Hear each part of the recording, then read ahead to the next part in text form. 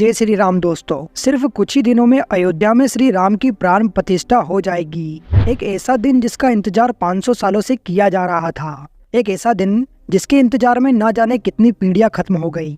एक ऐसा दिन जिसके इंतजार में ना जाने कितने लोगों ने अपनी जान गंवा दी। बाबर के जमाने में भी लोगों का सपना था कि वो राम मंदिर को देखे। इस काम के लिए कई लोगों ने अपना पूरा जीवन लगा दिया और आज जब उनका ये सपना पूरा होने जा रहा है तो वो इसे देखने के लिए हमारे बीच मौजूद नहीं है।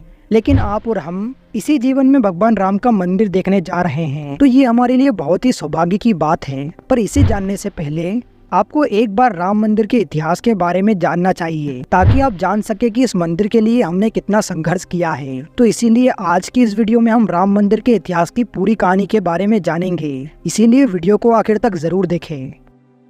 तो हमारी कहानी शुरू होती है 1526 से, जब दिल्ली से 140 किलोमीटर दूर पानीपत में इब्राहिम लोदी और बाबर के बीच युद्ध चल रहा था। इस युद्ध में बाबर की जीत होती है और इब्राहिम लोदी को हार का सामना करना पड़ता है। इस जीत के बाद बाबर दिल्ली पर कब्जा कर लेता है और इसी के साथ भारत में मुगलों का आगमन होता है। इसके 2 साल बाद यानी कि 1528 में बाबर के कहने पर उसका सेनापति मीर बाकी अयोध्या के राम मंदिर को तुड़वाकर उसकी जगह पर एक मस्जिद बनवा देता है। बाबर के सम्मान में मीर बाकी ने उस मस्जिद का नाम बाबरी मस्जिद रखवा दिया। ये वो दौर था जब मुगल शासन पूरे भारत में फैल रहा था।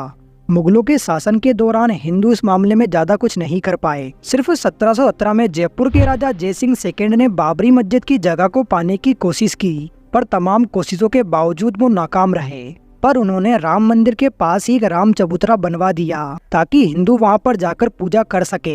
इसके बाद साल 1838 में ब्रिटिश सर्वेयर मोंटेगो मार्टी ने एक रिपोर्ट दी। उस रिपोर्ट के मुताबिक मस्जिद में जो पिलर्स थे वो मंदिर से लिए गए हैं। रिपोर्ट आने के बाद काफी हंगामा हुआ। हिंदुओं के दावे के बाद से विवादित जमीन पर नमाज के साथ साथ पूजा भी होने लगी। साल 1855 तक हिंदू और मुसलमान एक ही जगह पर पूजा और नमाज करते थे। 1855 के बाद मुस्लिमों को मस्जिद में जाने की परमिशन मिली, पर हिंदुओं के अंदर जाने पर रोक लगा दी गई। जिसके बाद दोबारा हिंदू मस्जिद के पास बने राम चबूतरे में पूजा करने लगे। फिर साल 1885 में राम जन्मभूमि की लड़ाई अदालत पहुंची, जब निर्मोही अखाड़े के महंत रघुबर दास ने फैजाबाद के कोर्ट में बाबरी मस्जिद के बाहर बने राम चबूतरे पर मंदिर बनाने और छत डालने की मांग की, लेकिन उनकी ये अर्जी खारिज कर दी गई।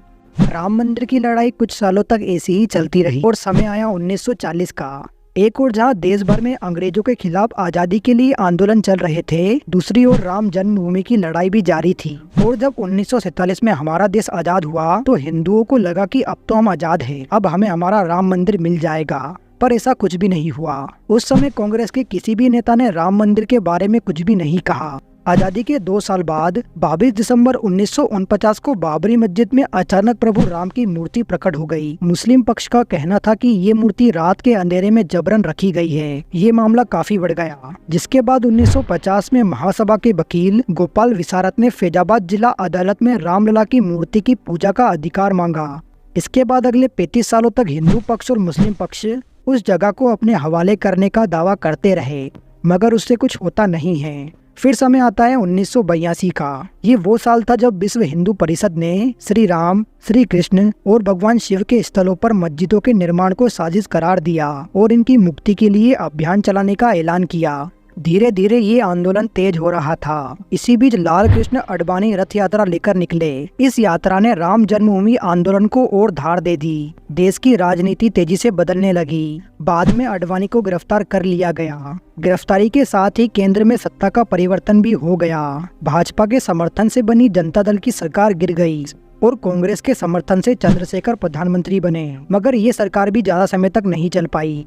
नए सिरे से चुनाव कराए गए और एक बार फिर केंद्र में कांग्रेस सत्ता में आई। इसके बाद आता है वो दिन जिसे कुछ लोग शौर्य दिवस तो वहीं कुछ लोग काला दिवस मानते हैं। 6 दिसंबर 1992 इस दिन अयोध्या पहुंचे हजारों कार सेवकों ने विवादित ढांचा गिरा दिया। उसी शाम वहां पर पूजा अर्चना की गई। केंद्र की तत्कालीन पीवी नरसिम्हा राव सरकार ने राज्य की कल्याण सिंह सरकार को बर्खास्त कर दिया। उत्तर प्रदेश सहित देश की कई जगहों पर सांप्रदायिक हिंसा हुई, जिनमें अनेकों लोगों की जान चली गई।